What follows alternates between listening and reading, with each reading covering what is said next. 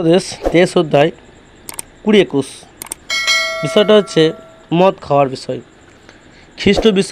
খ্রিস্ট বিশ্বাসীরা কি মদ খেতে পারে? এখানে পরমেশ্বর কি বলে? পরমেশ্বরের বাক্য হিতোপদেশ 23 অধ্যায় 20-21 বাক্যটা ধ্যান দেন প্রত্যেকজন। তো অবশ্যই কি বলছে যে মদ্য প্রায়দের সঙ্গী হয় না, মদ্যপ্রায়দের সঙ্গী হয়েও না, পেটুক মাংস ভোজনদের সঙ্গী হয়েও না, কারণ মদ্যপ্রায়ী ও পেটুক দৈন্যদশা ঘটে এবং ঢুলু ঢুলু ভাব মানুষকে নেগড়া পায়।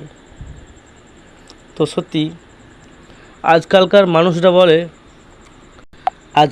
মানুষরা বলে মদ খাবো না তো কী করবো, মদ ছাড়া কী বা আছে, হ্যাঁ না, মদ খাবো না তো কী করবো, মদ এই পুজো তো লাগে, ওই পুজো তো লাগে, হ্যাঁ না, মানে এই ধরনের মানুষ কথা বলে।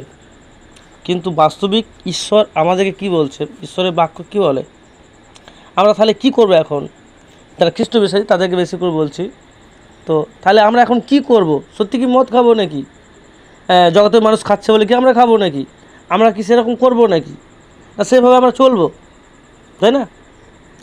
ঈশ্বরের বাক্য আপনাকে সাবধান করছে যে মদ্যপ্রায়ীদের সঙ্গে হও না। যারা মদ খায় তাদের সঙ্গে আপনাকে মেলামেশা করা সম্পূর্ণভাবে আপনাকে বন্ধ করতে হবে, কারণ ঈশ্বর আমাদেরকে সম্পূর্ণভাবে এখানে নিষেধ করছে। যারা মদ খায় তাদের সঙ্গী হয়েও না, অর্থাৎ তাদের সঙ্গে ঈশ্বর মিশতে বারণ করছে, ঈশ্বর তাদের সঙ্গে চলাফেরা করতে বারণ করছে।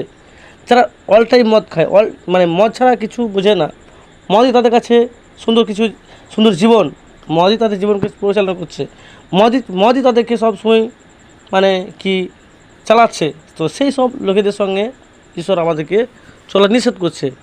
তো আপনিও যদি মদ খাচ্ছেন, তো আপনি আজ থেকে এই বাক্য শুনে আপনি থেমে যান, আপনি মদ খাওয়া বন্ধ করুন, কারণ ঈশ্বর মদ ঘৃণা করে। তাই ঈশ্বর মদ খাওয়াটাকে নিষেধ করছে যে পেটুক মাংসভোজীদের সঙ্গী হয়েও না। দেখুন, যারা বেশি মাংস খায়, এখানে মাংস খাওয়ার ব্যাপারটা বলেছে যে যারা বেশি মাংস খায়, বেশি মাংস খেতে ভালোবাসে, তাদের সঙ্গে হতে ঈশ্বর নিষেধ করছে। এখানে মন্দ কাজ করতে শুরু করবে যখন আপনি ওই মদ্যপানের সঙ্গে আপনি যুক্ত হবেন, মাংস ভোজন করতে মানে আপনি যোগ দেবেন, তখন কী হবে? এখানে মন্দ আপনার মধ্যে কাজ করবে। তাই এগুলো ঈশ্বর আপনাকে সম্পূর্ণভাবে নিষেধ করছে। আপনি একদম যারা মদ খায় তাদের সঙ্গে ছাড়ুন, কারণ ঈশ্বর আপনাকে তার সঙ্গে মিশতে বারণ করছে। এবং এমনকি ঈশ্বর আপনাকে মদ খেতেও নিষেধ করছে। আপনি কি মদ খেতে পারেন? না, ঈশ্বর আপনাকে মদ খেতে নিষেধ করছে। তাই মদ্যপ্রায়ীদের সঙ্গী হয়েও না, পেটুক মাংস ভোজনদের সঙ্গী হয়েও না, কারণ মদ্যপ্রায়ী পেটুকদের দৈন্যদশা ঘটে। যারা মদ খায়, দেখুন, যারা মদ খায়, যারা পেটুক, তাদের দৈন্যদশা ঘটে, তাদের জীবনে সব কিছু শেষ হয়ে আসে, তারা কোনো কিছু করতে পারে না, তাদের জীবনে সব কিছু সব শেষ হয়ে যায়, তাদের মধ্যে চলার কিছু থাকে না, তারা সম্পূর্ণভাবে ভেঙে পড়ে, সব কিছু দিক থেকে শেষ হয়ে যায়।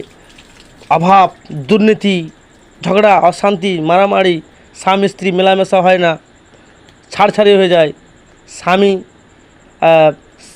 স্ত্রী স্বামীকে পছন্দ করে না। কেননা মদ এমন জিনিস যে স্ত্রী পছন্দ করে না, কারণ স্ত্রী পছন্দ করে না তখন যে মদ খেয়ে, তখন তার মুড আলাদা হয়ে যায়, তার সমস্ত কিছু চেঞ্জ করে। তো দেখুন, মদ যদি ভালো হবে তাহলে স্ত্রীকে কেন মারবে? মদ যদি উত্তম জিনিস হয় তাহলে ঘরের মাকে কেন মারবে? বাবার সঙ্গে কেন মারামারি হবে বলুন? মদ যদি ভালো জিনিস হয় তাহলে কেন মা বাবার সঙ্গে মারামারি হবে? বউকে কেন মারবে? পরিবারকে সে কেন মারবে? সেটা সবথেকে উত্তম জিনিস হয়, তাহলে পরিবারকে সে কেন মারবে? ঈশ্বর বাক্য সত্যি এই জন্য আমাদেরকে বলছে 21 পদে, কারণ মদ্যপ্রায়ী ও পেটুকদের দৈন্যদশা ঘটে। দেখুন, যারা মদ খায় তাদের জীবনে দৈন্যদশা ঘটে, অভাব, কষ্ট, দুঃখ, যন্ত্রণা, রোগ সমস্ত তাদের জীবনে আসে, পাপ এসে যায় তাদের জীবনে। আর সত্যি এই মদের থেকে সংসারটা পুরো শেষ হয়ে যায়, সংসার ধ্বংস হয়ে যায়।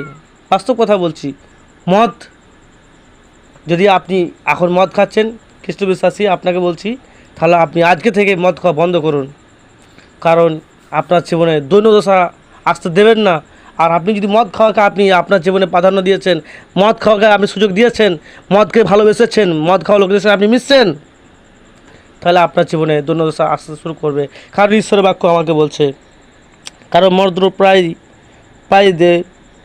মর্দপ্রায়ী ও পেটুকদের দৈন্যদশা ঘটে এবং ঢুলুঢুলু ভাব, মানে সে মদ খেয়ে ঢুলবে, মানে ঢুলুঢুলু ভাব, মানে সে নেশা হয়ে থাকে, তো সে নিগড়া পায়, মানে সে সে মানে ঢুলতে আসে, যে মানে নেশা হলে কেমন হয় মদ খেয়ে, ঠিক সেভাবে সে তার এমন হয়ে থাকে আর কি, মুখগুলো, তার দেহ এমন হয়, ঢুলবে এবং সে লাটাবে। তো সত্যি এগুলো দ্বারা কী হয়, তার জীবন অসম্পূর্ণ, সে কিছু করতে পারে না, সে সমস্ত দিক থেকে অসম্পূর্ণ, চারদিক থেকে ঋণ, অভাব, ঠিকঠাক দেখবে সে বাড়িতে, মানে ঠিকঠাক সে বাড়িতে ভাত হয় না, ঠিকঠাক খাবার জোটে না, কারণ এই মানে অভাব তার জীবনে আসে।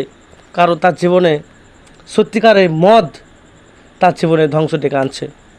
তাই সত্যি মদ যদি কেউ খাচ্ছেন, সত্যি তার জীবনে ধ্বংস ডেকে আনবে, কারণ ঈশ্বর এটাকে পছন্দ করে না। যদি এটা খাচ্ছেন আপনি আজকে থেকে আপনি এখান থেকে সরে যান, কারণ ঈশ্বর আপনার এটাকে ঈশ্বর সাপোর্ট করে না। তাই আপনি মদ খাওয়া থেকে আপনি সাইড হয়ে যান। কারণ আপনার জীবন যদি উন্নত দেখতে চান, আপনার জীবনকে ভালোবাসেন, আপনার পরিবার ভালোবাসেন, আপনার মা বাবা স্ত্রী সমস্ত পরিবার সকলকে আপনি ভালোবাসেন, তাহলে আপনি মদ ছাড়ুন। ঈশ্বর আপনার জীবনে মঙ্গল আনবে। আর আপনি ঈশ্বরকে বিশ্বাস করুন, এই ঈশ্বর আপনার জীবনে সমস্ত কিছু দিক থেকে আপনাকে মঙ্গলে আশীর্বাদে ভরিয়ে দেবে, যা আপনি বুঝতে পারবেন যখন এই ঈশ্বরকে পাওয়ার পরে, যখন আপনার সমস্ত কিছু চেঞ্জ হতে থাকবে। এই মদ ছাড়ার পর আপনার জীবনে সমস্ত কিছু ফিরে আসবে। কারণ মদ মানুষকে স্বাধীন করে না, মদ মানুষকে শান্তি দেয় না, মদ মানুষকে অশান্তি, মারামারি, ঝগড়া সৃষ্টি এনে দেয়, বিবাদ সৃষ্টি করে। যখন মানুষ মদ খায় তখন তার মধ্যে স্মৃতি থাকে না, তার মধ্যে জ্ঞান থাকলেও জ্ঞানকে সে মানে ধরে রাখে না, সে বুঝলেও বুঝতে চায় না, শুনতে পেলেও শুনতে চায় না, সে সব কিছু না জানার ভান করে পরিবারের উপর অত্যাচার করে, সে মারধর করে, সে প্রচুর পরিমাণে পরিবারকে জ্বালাতন করে।